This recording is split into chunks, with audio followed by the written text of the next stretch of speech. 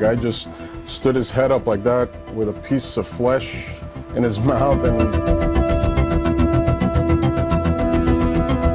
An example of something larger and much more dangerous.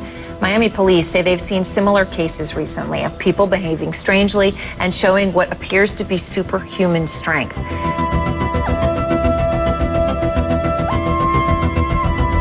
They think she then ate part of the boy's brain and bit off 3 of his toes. The baby had obviously been decapitated, so the baby had already died from his injuries. Stated that he consumed Mr. Cody's internal organs, specifically his heart and portions of his brain.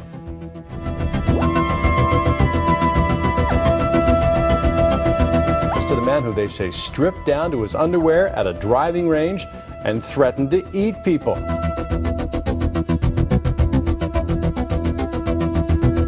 This raises a new fear level in me, I have to say. This is for me, is almost like a science fiction episode where someone makes a very dangerous molecule and it's released into the public.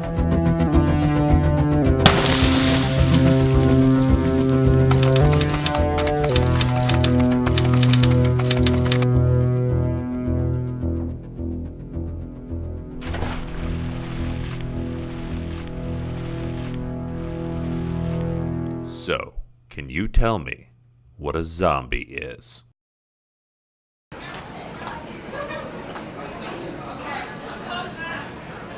Zombie could be anywhere, I think, from like a mummy or just like a person who has like a different type of soul. Like somebody who died and has come back to life in a demonic form. And their, what do you call it? Their body parts fall off and a whole bunch of stuff like that, I think. Well, they're dead, they eat brains, they're probably radioactive. And the guy that kind of walks around like that with no mind, no conscience, really doesn't think about what he does, just mindless. A reanimated body as depicted by uses of necromancy or other such dark arts. In the horror movies, I don't necessarily believe in it or whatever, but just somebody that has been died and has raised from the dead, walking the earth, eating brains and all that good stuff. The fictional zombie does come in many forms. Living or dead, zombies are the fractured version of ourselves, uncontrolled by any logical thought or self-preservation. They are the plague army that kills and converts anyone foolish enough to get in their way. A zombie is a reanimated corpse, or also a human that is turned animalistic and is cannibalistic and it attacks other people. Either there's different types of zombies, there's the slow ones that you see in the movies, or the faster ones like in 28 Days Later, like it's more viral. So, tell me, where do zombies come from? It's a really good question. Couldn't tell you. I have no idea. Yeah. Okay. None whatsoever. I don't know what turns somebody into a zombie. I don't remember. I didn't watch enough zombie movies growing up. They die, I guess, and they have a purpose to come back to kill. No, I'm just kidding, I don't know. Or maybe if they're buried at maybe an Indian burial ground and somebody disrupts the spirits. An outbreak of some sort of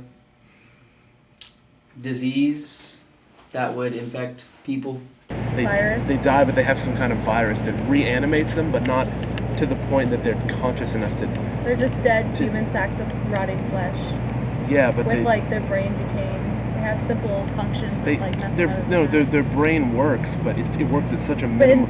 It only has the function of kill people, eat their brains, or whatever motive they have. In I Am Legend, they wanted to do those aren't vampires. Zombies. I don't even zombies. know. Before the fiction and the movies, zombies came from religion. In voodoo mythology, a voodoo priest possesses the magical power to punish the wicked and the sinful by placing someone's soul in a state of utter limbo. With the spirit trapped between worlds, their body becomes a mindless slave, or zombie, in the service to the priest themselves. Further research into the voodoo religion discovered certain herbal medicines and poisons that can be used to induce someone into a death-like state. The victim becomes catatonic, and before modern medicine, was considered dead. Poison also destroys the frontal lobe of the brain, causing horrible brain damage. Once the victim recovers from their catatonic state, the brain damage causes them to be easily suggestible and controlled. The zombie was born.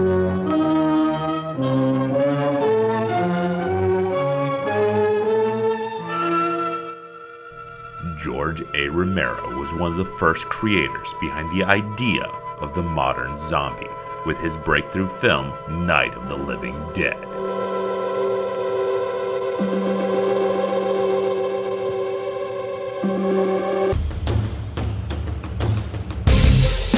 However, modern fictional zombies don't come from magic, pure evil, ghosts, little blue men, or even outer space radiation. The modern zombie is a result of scientific manipulation. Mutated viruses or poisonous drugs are then introduced into a general populace, transforming them into an army of cannibalistic monsters. This pandemic plague is thus transferred by its infectious bite of the zombie from host to host, forcing everyday people into a kill or be killed scenario. So, how do you defend yourself against a zombie attack? Some sort of weapon. I would disconnect its head from its spinal cord. With what? With whatever I have. Well, what do you have that could disconnect a zombie's head from its spinal cord? I'm sure I could find something. I'd pick up the nearest thing and start hitting them with it. Probably karate chop them with my karate moves that I do not know, but would know in the event that a zombie attacked me. Whatever I had available, the smack book per se, or his binder, perchance, his camera potentially. A chair. I wham him on the head with a chair. Okay. A gun. You get a shotgun, I guess, or you kill the original zombie. When dealing with a zombie, running away is always your best option. But remember, modern-day fictional zombies can run too, and they don't get tired. So eventually, you'll have to stand and fight. The only way to kill a zombie is by destroying the brain or removing the head. They are immune to all other forms of lethal damage. But not just any weapon will do. Most handguns are inaccurate and unable to easily target the cranium at long range, even a shotgun. In addition, all firearms make loud noises and take time to reload. These severe disadvantages can attract more zombies to your location and leave you defenseless in the middle of combat. If you want to survive a zombie attack, you need a heavy cutting or bludgeoning weapon, something strong enough to break through a zombie's skull or cut through their spinal column. You can use your weapon to get someplace that you know to be safe. So, where do you go? If you were stuck in the city, I would go... I'd find a way to get out of the city. I'd stay in the streets then. You know, I'd dig up a hole and I'd have a real cool house underground. That's what I'd do. Underground somewhere. Okay. Somebody's basement where I can hunker down and a lot of water and food. And even a basement probably wouldn't be the best place because you'd be, if push comes to shove and everyone comes swarming in on your positions, you'd probably be, you'd be trapped. I don't know. Police station, I guess. Prison. Yeah, they say if you want total security. Well, I'm sure zombies don't like water, so I think I'd get on a boat. Oh, probably Radio Shack, because there is never anyone there. With the modern-day fictional zombie, the plague spreads at an alarming rate, creating millions of zombies, quickly overwhelming all civil and national defense, resulting in a zombie apocalypse. The safest plan is to leave the city. Avoid populated areas like police stations, city hall, or any other large building where people are likely to gather. Remember, the more people, the more potential zombies. Try to find a remote area that can easily be defended. In planning for the possible threat of local disaster, I decided to confer with the local emergency management department. Their building is located in the middle of a wide open area. It has thick walls, a gated parking lot, bulletproof windows, food reserves, and a state-of-the-art self-contained ventilation system with charcoal filters. I spoke with Emergency Management Officer Don Hermey about how to plan for the inevitable. My focus is year-round, you should be prepared for 7 days of, shall we say, isolation, or 7 days of preparedness.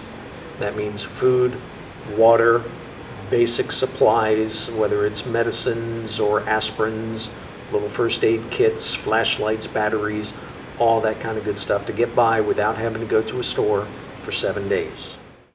However, during a zombie apocalypse, don't expect to come here. And once we go to a lockdown, unless you've been pre-approved, pretty much it's tough to get in here. This is not exactly open to the public. We actually have a mobile command trailer here that if we had to evacuate and start operating from another building, we could walk away from this one and still operate. The rule of thumb with any kind of evacuation is try to stay in place, try not to evacuate, because once you're on the highways and byways, you are then relegated to the slowdown in traffic, the basic what they always call gridlock.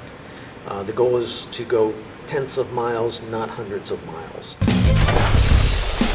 According to emergency management, the average person has 7 days to plan after a disaster. But how realistic is the threat? What are the facts behind the zombie fiction? Walking through bullets, snapping off taser prods, growling.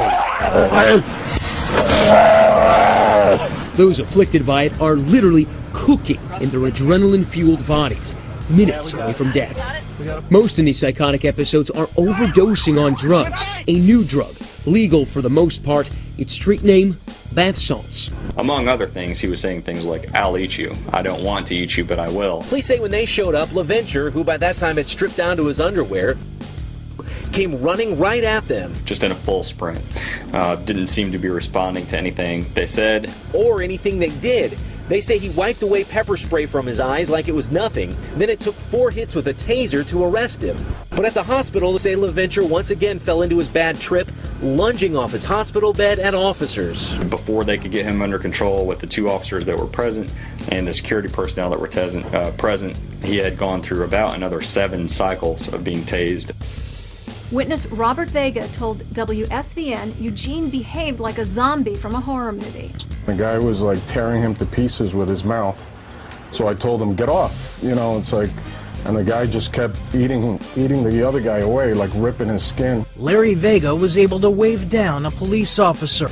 His cannibalistic attacker unfazed by the officer's commands to stop. When the police approached him, he turned around and growled and kept attacking the victim on the floor. That's when he says the officer shot him. The initial shots had no effect. He had to repeatedly shoot him about 4 times until the man collapsed. It's very concerning to officers to know that no one officer can subdue any of these people. It takes 10 or 15 people. Bath salts, they're not the kind you may be thinking of. These would be useless in a tub. Still legal in many states, the drug mimics the effects of cocaine or methamphetamine. But each strain is different, sold under names like Cloud 10 and Euphoria at suburban malls and even convenience stores across the country. Bath salts are actually closer to synthetic methamphetamine and cocaine, dramatically increasing dopamine levels in the human brain 2 dangerous ways. By pouring more dopamine in, as meth does, and at the same time, like cocaine, trapping it in the brain, so the user doesn't come down. Then officials say Baker did something reminiscent of the infamous Miami zombie attacks. He bit the man's arm, breaking the flesh. And we finally had to tase him. Well, not only once, twice, 3, 4. And that's pretty much unheard of. Crazy, they go crazy and they just attack and eat people. Like in Miami happened, the guy was on bath salts, the hallucinogenic jug, and he ate the other man's face and was growling like an animal. Okay. So drugs or like rabies virus. Yeah, something like that. Basically, what I say with that is a human goes to their very primal instincts and uses that small part of the brain, like the medulla oblongata or whatever, the very primal, just survival instincts. There's no emotional thought. They're cut off from the world, and basically they're just in survival mode. Okay. Eat or be eaten.